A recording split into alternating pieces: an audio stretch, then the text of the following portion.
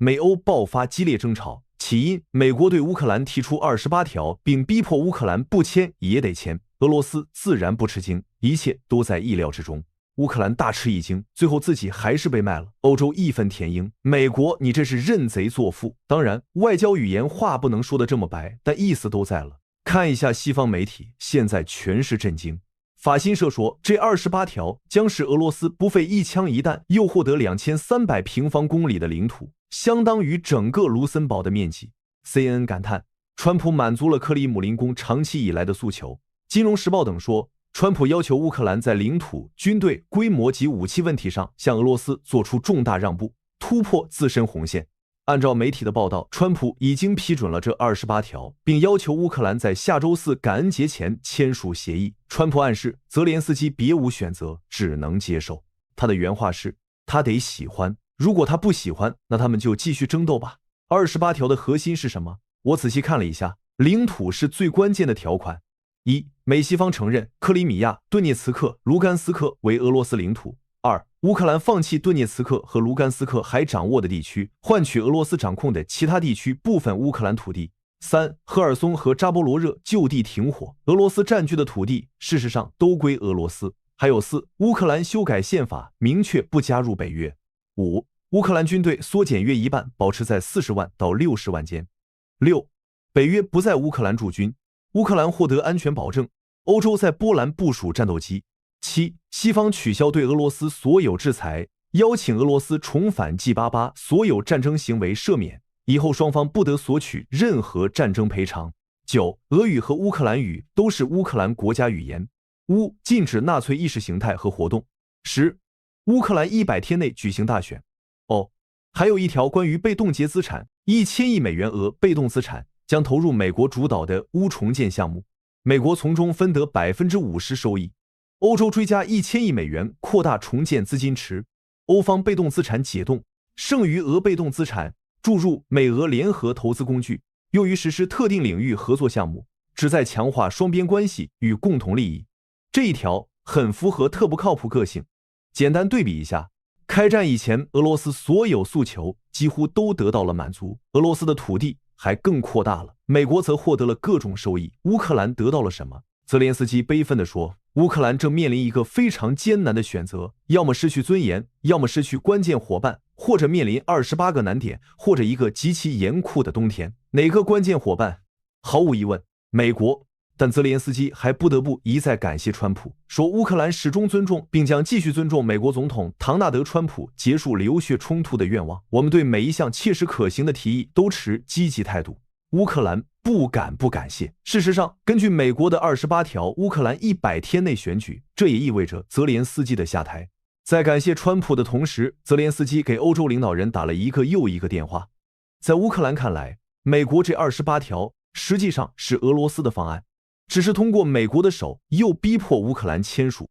欧洲人怒火中烧，他们都知道川普一贯的想法，但没想到对欧洲和乌克兰来说，现在是这么苛刻的28条。所以与美国针锋相对的欧洲是一连串的不。欧盟外交高级代表卡拉斯警告，欧洲和平计划包含2点：第一，削弱俄罗斯；第二，支持乌克兰。法国外交部长巴罗痛批，和平绝不能是投降。可以想象，乌克兰人3年来一直英勇抵抗俄罗斯的肆无忌惮侵略，他们永远不会接受任何形式的投降。德国外长瓦德普尔说，和平的首要条件是普京结束对乌克兰的侵略战争。意大利外交部长塔亚尼说，欧洲人不可能放弃乌克兰，因为它代表着欧洲的安全屏障。如果乌克兰倒下，欧洲的风险就会增加，这是我们绝对不能接受或允许的。我看到，在与泽连斯基的电话中，欧洲领导人继续表达支持。德国总理默茨说，乌克兰永远可以依靠德国。欧盟领导人科斯塔和冯德莱恩说，从一开始，欧洲就与乌克兰站在一起。法国总统马克龙和英国首相斯塔默说，将继续保护乌克兰的重要利益。欧洲的意思也很明确，这28条绝对不能签，签了就是投降，这是乌克兰的屈辱，也是欧洲的屈辱。泽连斯基肯定更不想签，因为签了，不仅他肯定下台，他100%还会成为乌克兰的历史罪人，背负千载骂名。所以他暗示，我不会背叛乌克兰，但不签美国饶得了他，欧洲又斗得过美国。普京则警告，显然乌克兰及其欧洲盟友仍抱有幻想，妄图在战场上让俄罗斯遭受战略性失败。如果乌方拒绝讨论这28条，那俄军必然会在其他关键前线地区重复在库皮扬斯克上演的胜利。国际政治中，小国常常是大国博弈的棋盘，而非棋手，这或许是历史最冷酷的教训。所以，接下来会怎样？不排除吧。几种可能性：一，对28条个别细节做一些修改，也算给乌克兰和欧洲一点面子。协议最终签署，战火停止，特不靠谱，宣布又斡旋成功，这是他自己统计的第10次了吧。二，泽连斯基表面感谢特不靠谱，实际上各种拖，欧洲人和美国人骂得不可开交。川普一怒之下走人，俄军加紧进攻，占领更多土地，乌军节节败退，岌岌可危。三，其实没有第3种可能，如果有的话，也是第2种的后续。又打了1年半载几个月，欧洲人也疲了，还是又回到28条。川普更没有好脾气了，泽连斯基在不在也是个悬念。有时候所谓和平协议不过是战争在纸面上的延续，用条款完成枪炮未尽的征服。3年俄乌冲突，最终的结果不外乎就是土地属于俄罗斯，资源属于美国，债务属于欧盟，荣耀属于乌克兰。乌克兰真有荣耀吗？更多是苦涩和屈辱。既然是这样的结果，当初打什么打？早一点签，是不是还少损失一些？历史的吊诡就在于，人们往往在付出最高代价之后，才看清那条原本可以少流血的路，可那时回头已无可能。但这就是当今的世界，很现实，很残酷，有时也很无耻。Also, we have to understand that in this war there is one aggressor and one victim, so we haven't heard of any concessions on the Russian side. I mean, if Russia really wanted peace, it could have, agreed to unconditional ceasefire already some time ago, whereas we see again over this night bombings of civilians. 93% of Russian targets have been civilian infrastructure, I mean schools, hospitals, apartment buildings, to really, kill a lot of people and cause as much suffering as possible. I haven't spoken this week. Mr. President, have you spoken to President Zelensky, or do you intend to meet Who? with President Zelensky about your plan? Are you going to meet with him? I've spoken with their people. We have a plan. It's horrible what's happening. It's a war that should have never happened. It would have never happened if I was president, and it's a shame. And I thought they should have acted quicker. But it's a cold winter, and a lot of the you talk about utilities, but a lot of the big energy-producing plants have been under attack, to put it mildly, to put it nicely. We have a way of getting peace, or we think we have a way of getting peace. He's going to have to approve it. Just so sad, so many people. Last month they lost 25,000 soldiers. This is something, we haven't seen anything like this since the Second World War. And they're averaging 6,000 or 7,000 a week between the two of them, dead soldiers. And it goes on, and I think they're getting reasonably close. But I don't want to predict. I would have said that would have been one of my early ones. I did 8 peace deals of countries, including in India, Pakistan. You could even go, in fact, they're coming here in a week or two, go to the Congo and Rwanda. That was 10 million people dead, and we worked something out on that. But so many. And the one I thought would have been, for me, because I have a very good relationship with President Putin, I thought that would have been maybe quicker. But it does take 2 to tango. And now you just see all the death. And, it doesn't affect us other than the fact that we don't want to see all those people that really, it's on the other side of the ocean. It's a war that should have never happened. It did happen. I blame the person also sitting right behind this desk. This is a war that should have never happened, and it wouldn't have happened if I were president. But we're trying to save a lot of lives. They're losing 25, think of that, 25,000 lives over the last short period of time. That's Ukrainian and Russian.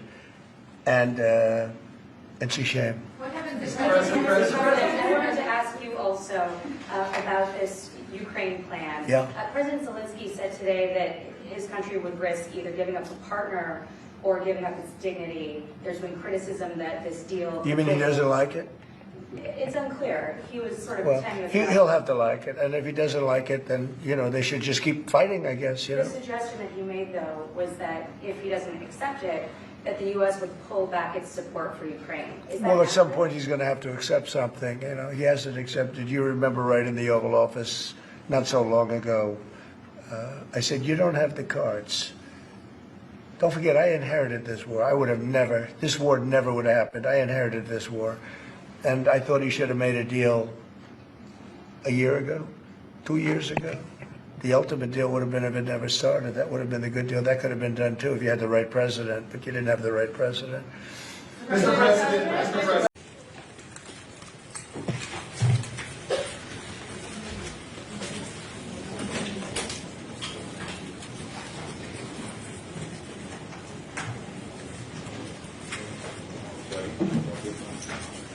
Good morning, ladies and gentlemen.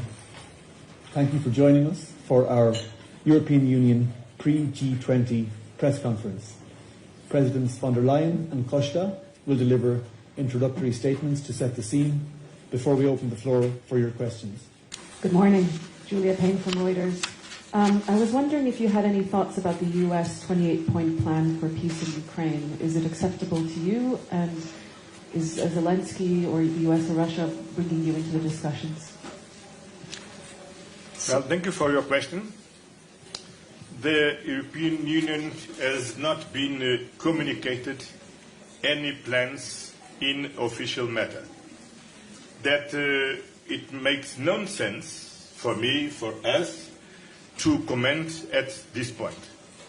I just can to say and repeat that the European Union remains fully committed to ensure an unwavering support to Ukraine based on the principles of the United Nations Charter.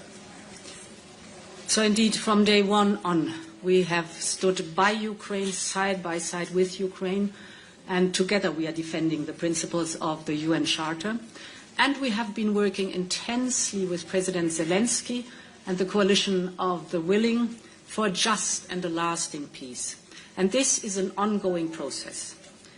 As you said, yesterday a 28-point plan was made public.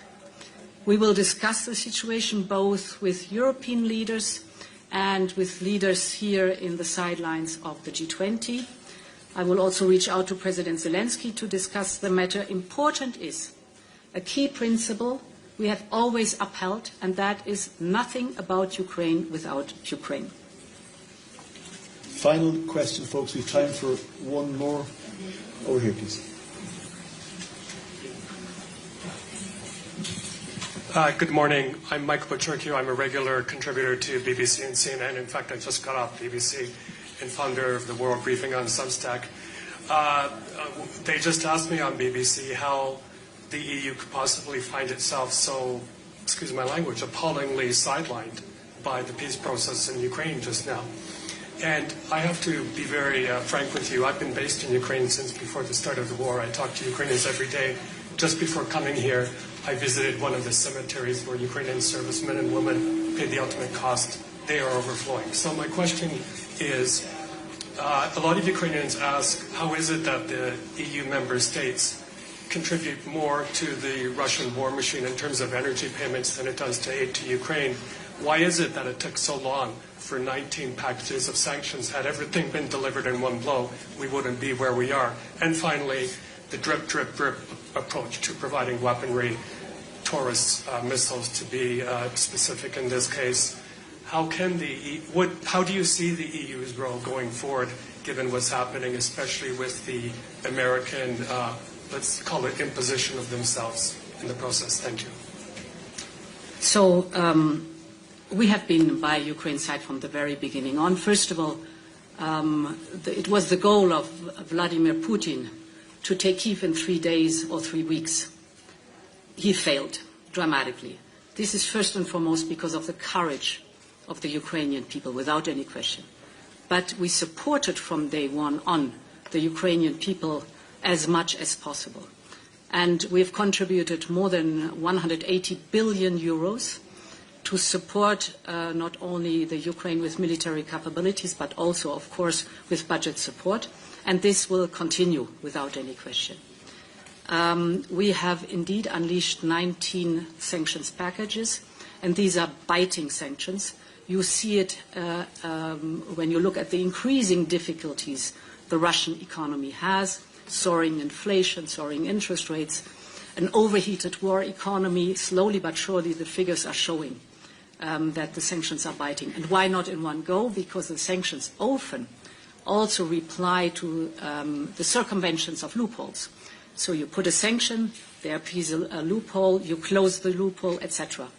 It's a process that is ongoing, and the pressure on Russia here is ongoing. We will continue to support Ukraine, as we've done before. Ukraine can count on us, because this is not only an aggression against Ukraine, but it is an aggression against the principles of the UN Charter. It's on European soil, and therefore we will support Ukraine for as long as it takes.